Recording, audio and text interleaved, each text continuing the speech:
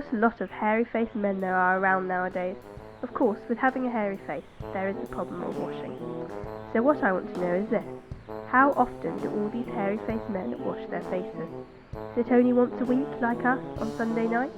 And do they shampoo it? Do they use a hairdryer? And how often did Mr. Twit wash this bristly, nail-brushy face of his? The answer is never. Not even on Sundays. And he hadn't washed it for years. If you looked closely, hold your noses, ladies and gentlemen, if you peered deep into the moustachy bristles sticking out over his upper lip, you would probably see large objects that had escaped the wipe of his hand, things that had been there for months and months, like a dollop of ketchup, a few dried up old Rice Krispies, a sticky lump of honey, some mouldy shreddies, splodges of jam from breakfast. Oh, the list is endless. By sticking out his tongue and curling it sideways to explore the hairy jungle around his mouth, he was always able to find a tasty morsel here and there to nibble on. Mrs. Twit was no better than her husband. She'd had quite a nice face when she was young.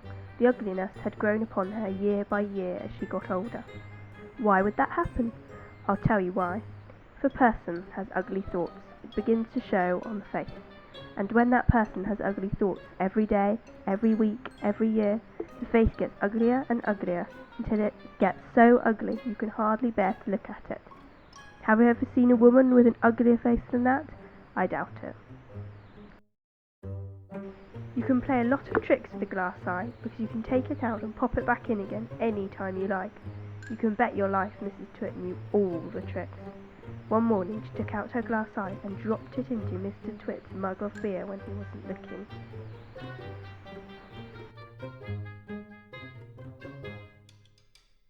Where's my beer, woman?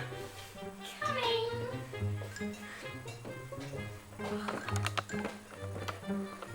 Thank you.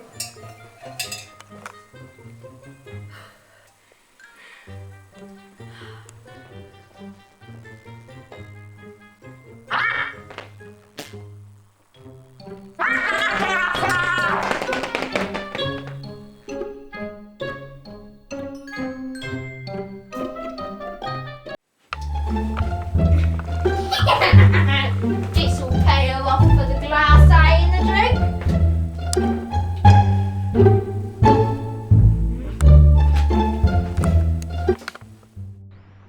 When Mrs. Twit was in the bathroom getting ready for bed, Mr. Twit slipped the frog between her sheets, and he got into bed and waited for the fun to begin. Mrs. Twit came back, climbed into bed and closed her eyes. Then, all at once, she felt something wet and damp at the end of the bed. She screamed. There's something moving in my bed. It's cold inside and it's crawling into my feet.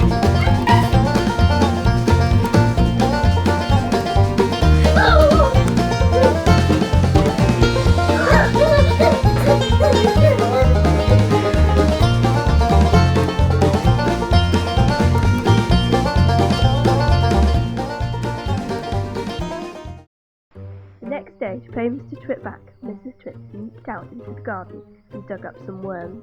She chose big, long ones and put them in a tin and carried the tin back to the house.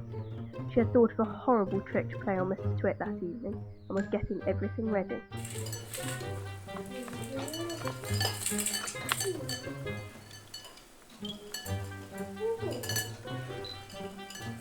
Mrs. Twit? Yes, dear. Where's my tin? Just coming, dear. At dinner time, she cooked spaghetti, mixing the worms in, but only on her husband's plate. The worms didn't show because everything was sprinkled with cheese. There we go. Nice dinner.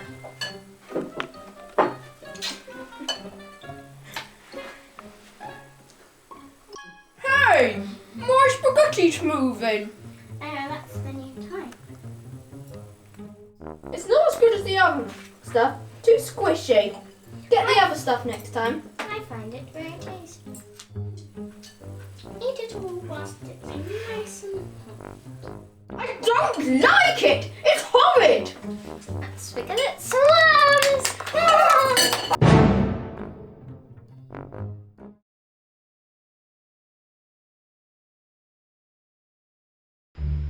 pay Mrs. Twit back for the worms in his spaghetti, Mr. Twit thought up a really clever, nasty trick. One night when the old woman was asleep, he crept out of bed and took her walking stick downstairs to his work shed. There he stuck a tiny round piece of wood, no thicker than a penny, onto the bottom of the stick. Ha ha ha! This'll teach that old hag! This made the stick longer, but the difference was so small that the next morning Mrs. Twit did not notice it. The following night Mr. Twit stuck on another tiny piece of wood. Every night he crept downstairs and added an extra tiny thickness of wood to the end of the walking stick. He did it very neatly so that the extra bits looked like part of the old stick. Gradually, but oh so gradually, Mrs. Twit's walking stick was getting longer and longer.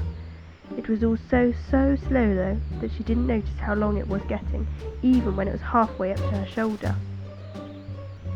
Mr. Twit didn't leave anything to chance. He also did the same thing to her chair, adding little bits of wood slowly and surely. Oh, you have got the dreaded shrinks. What's that? Well, your head grows into your body. Your legs grow into your feet until there's nothing left except a bundle of old clothes and shoes. Oh no! Save me! What can be done?